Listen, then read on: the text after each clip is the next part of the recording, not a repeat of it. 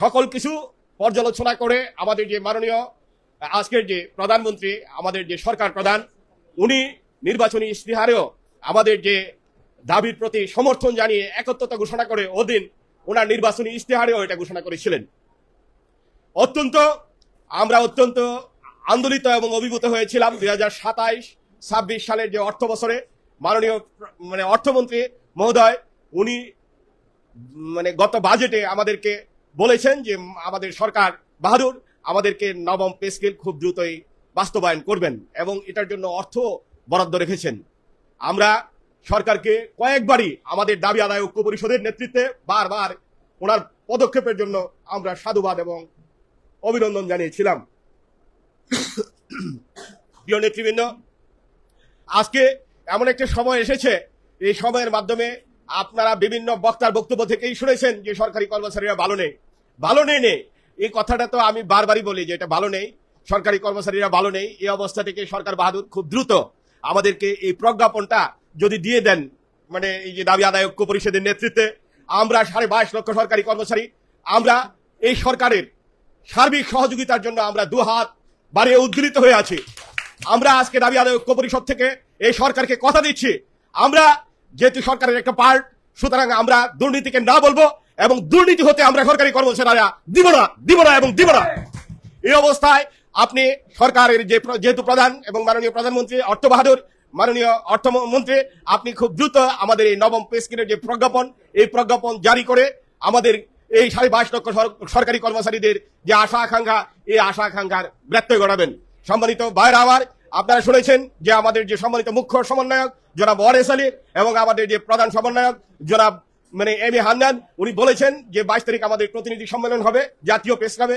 ওই প্রেস ক্লাবে সবাইকে, বিশেষ করে আমার সংগঠন সহ এখানে যারা 22টা সংগঠনের নেতৃত্ব দেন, সবাই এখানে প্রতিনিধিদেরকে উপস্থিত রেখে যদি আমাদেরকে দিয়ে দেন সরকার বাহাদুর, তাহলে আমরা তোমার প্রতি কৃতজ্ঞ থাকবো। আর যদি না দেন তাহলে 22 তারিখ প্রতিনিধি সম্মেলনে আমাদের যে 22টি সংগঠনের যে সম্মানিত নেতৃবৃন্দ আছেন, আমাদের তৃতীয় শ্রেণীর সম্মানিত নেতা জনাব সাউজার ভাই, উনিও যে দিক নির্দেশনা দিবেন, সেই দিক নির্দেশনা অনুযায়ী আমরা সেটার জন্য প্রস্তুত থাকবো। এই আশাবাদ ব্যক্ত করে সবাইকে আমার সংগ্রামী শুভেচ্ছা এবং অভিনন্দন জানিয়ে এখানে আমার বক্তব্য শেষ করছি। আল্লাহ হাফেজ, বাংলাদেশ জিন্দাবাদ। ধন্যবাদ। একজন দায়িত্ব নিয়ে হঠাৎ 15 হল ভাড়া, নিচটা 15,000, এটাই কাজটা করতে হবে। আর প্রত্যেকে অনুরোধ করব, আমরা প্রত্যেকের অংশী সংগঠন আমরা কমপক্ষে 200 করে লোক আমরা আনতে হবে। আমরা ফেডারেশনের পক্ষ থেকে আমি ফেডারেশনের পক্ষ থেকে আমরা 200 আসবে, আমরা ইনশাল্লাহ চেষ্টা করব। আপনারা প্রত্যেকে 200 করে আসবেন, তাহলে 11 দুগুণে 2200, আমরা 1000-এর উপরে হয়ে যায়। এই ওয়াদাটা করেন, যদি সবাই আনবেন কিনা, আমরা কমপক্ষে 1000 সদস্য উপস্থিত থাকতে হবে। ঠিক আছে, 1000 সদস্য উপস্থিত থাকতে হবে। সেখানে পরবর্তীতে আমরা আরেকটা মিটিং করব।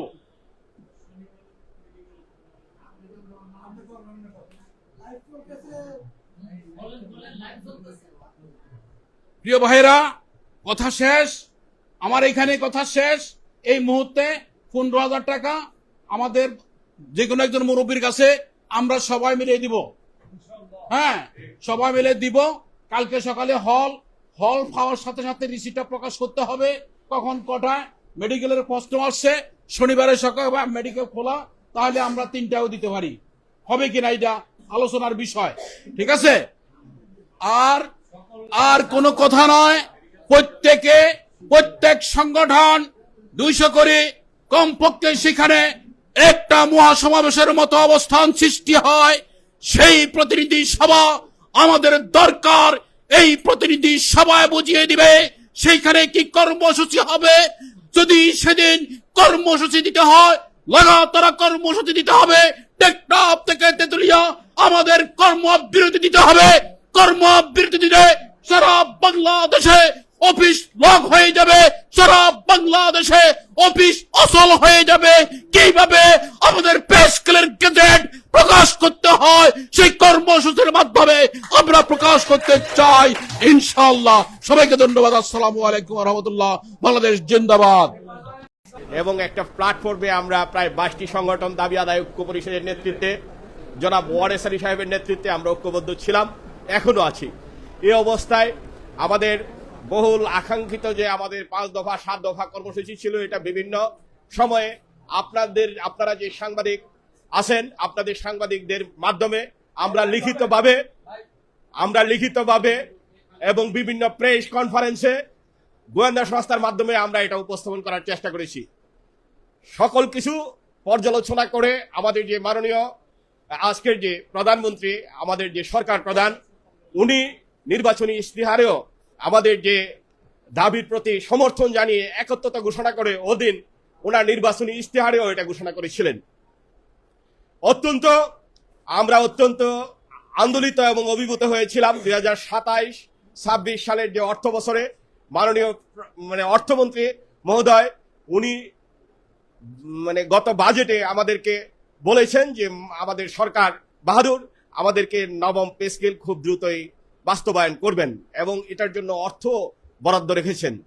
আমরা সরকারকে কয়েকবারই আমাদের দাবি আদায় ঐক্য পরিষদের নেতৃত্বে বারবার ওনার পদক্ষেপের জন্য আমরা সাধুবাদ এবং অভিনন্দন জানিয়েছিলাম। প্রিয় নেতৃবৃন্দ, আজকে এমন একটা সময় এসেছে, এই সময়ের মাধ্যমে আপনারা বিভিন্ন বক্তার বক্তব্য থেকেই শুনেছেন যে সরকারি কর্মচারীরা ভালো নেই।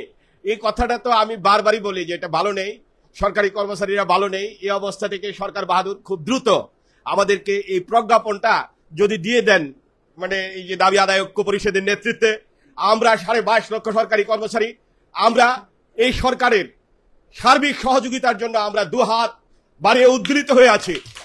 আমরা আজকে দাবি আদায় ঐক্য পরিষদ থেকে এই সরকারকে কথা দিচ্ছি, আমরা যেহেতু সরকারের একটা পার্ট, সুতরাং আমরা দুর্নীতিকে না বলবো এবং দুর্নীতি হতে আমরা সরকারি কর্মচারীরা দিব না। এই অবস্থায় আপনি সরকারের যেহেতু প্রধান এবং মাননীয় প্রধানমন্ত্রী অর্থ বাহাদুর, মাননীয় অর্থমন্ত্রী, আপনি খুব দ্রুত আমাদের এই নবম পে স্কেলের যে প্রজ্ঞাপন জারি করে আমাদের এই 22.5 লক্ষ সরকারি কর্মচারীদের যে আশা আকাঙ্ক্ষা, এই আশা আকাঙ্ক্ষার ব্যত্যয় ঘটাবেন। সম্মানিত ভাইরা আমার, আপনারা শুনেছেন যে আমাদের যে সম্মানিত মুখ্য সমন্বয়ক জনাব ওয়ারেস আলী এবং আমাদের যে প্রধান সমন্বয়ক জনাব এম এ হান্নান, উনি বলেছেন যে 22 তারিখ আমাদের প্রতিনিধি সম্মেলন হবে জাতীয় প্রেস ক্লাবে।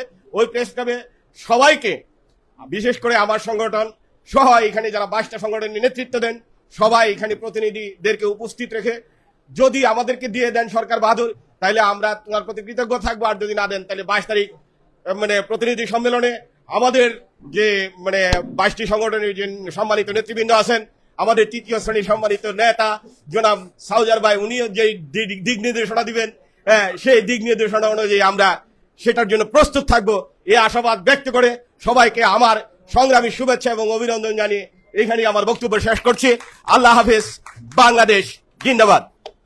ধন্যবাদ।